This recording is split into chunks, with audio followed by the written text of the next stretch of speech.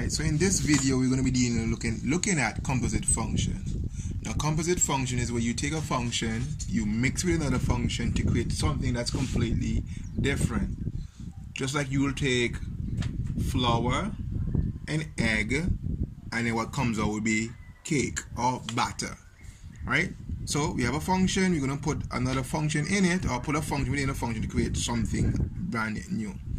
So let's say we are given two functions, g of x is equals to 2x plus 6 and f of x is equals to 4x minus 10. And you're asked to express this as a composite function in the form g of f of x. Now what that means is that we're going to take the function f and we're going to put it in g. Now how do I know which function to put in which function? Now we're going to be writing the first functions first. The first function will be g of x, and wherever in g, so let's set up, so I'm going to write g of f of x. So I said g of x is 2x plus 6. Now anywhere in the outer function that we see x, so this is supposed to be the value of x, we're going to put in the f function. So the f function now is 4x minus 10.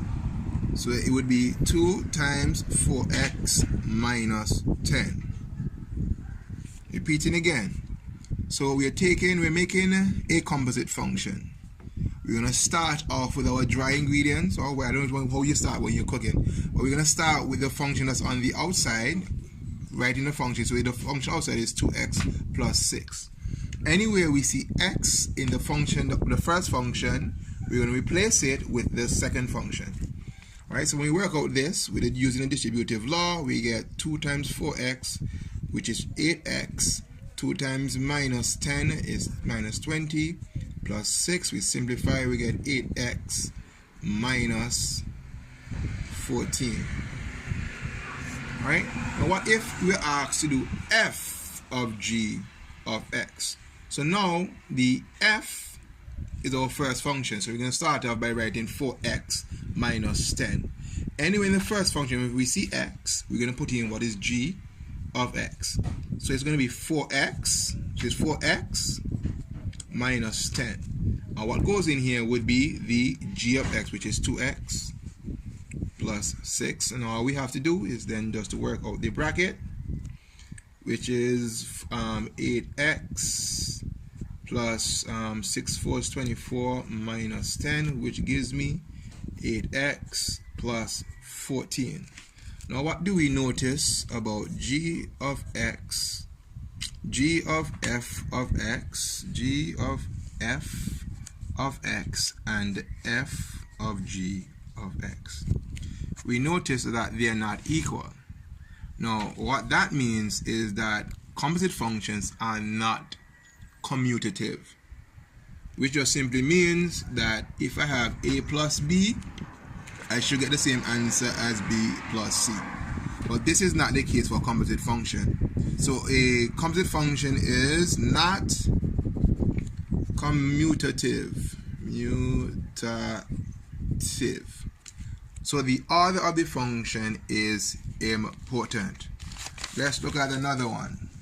So let's see, we have g of x is 10x plus 1, and we have f of x is 2x minus 13. On one start, we ask to the g of f of x. So we're going to start with the first. We're going to start with the first one, so it's 10x.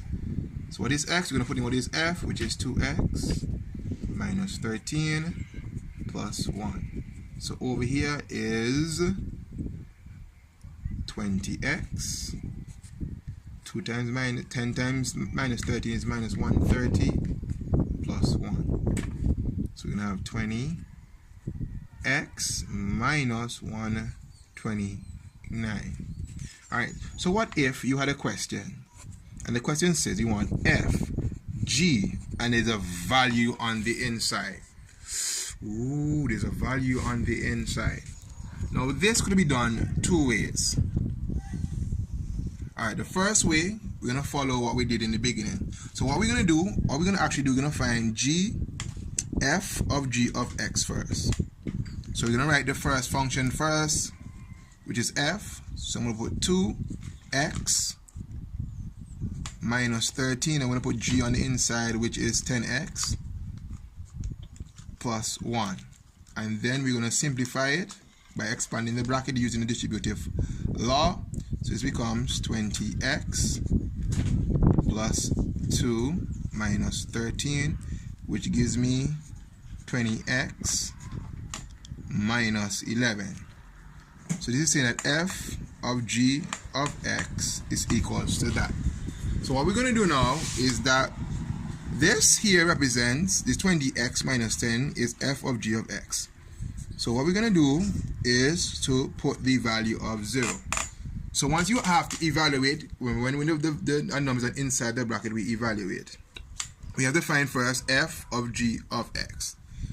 And then now we just substitute. So it's 20 by 0 minus 11, which just gives us minus 11. So f of g of x, when x is 0, is equals to minus 11. Now another way we could have looked at it is like this. F of g of x. Now with this one we're going to start the other way around.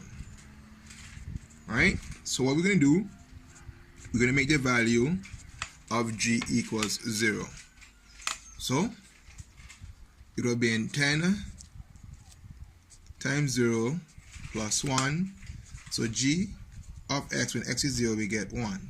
So the answer that we got here, which one, we're going to put that value in the f function now. So we would have had 2x and x is 1 minus 13. So f, when the value of x is 1, is 2 minus 13, which gives me minus 11. Now, even though we do it both ways, we still end up with the same answer. So to write back the answer would have been f of g of x is equals to that. So f of g when x is 0 is equals to minus 11. Right? So on this side, what we did over here was we found what is f of g of x first. Now most time this method over here is the better way to do it, because in the event that you're going to ask for inverse, that's something I'm going to do later, we're going to find inverse, you can't find the inverse of a number.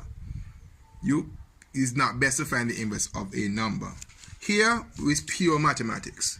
We start from the value from the inside, we substitute the 0, solve the answer that we get, we put it on the one that's outside. We still end up with the same answer. So there we have it, composite functions and the evaluation, and we are out.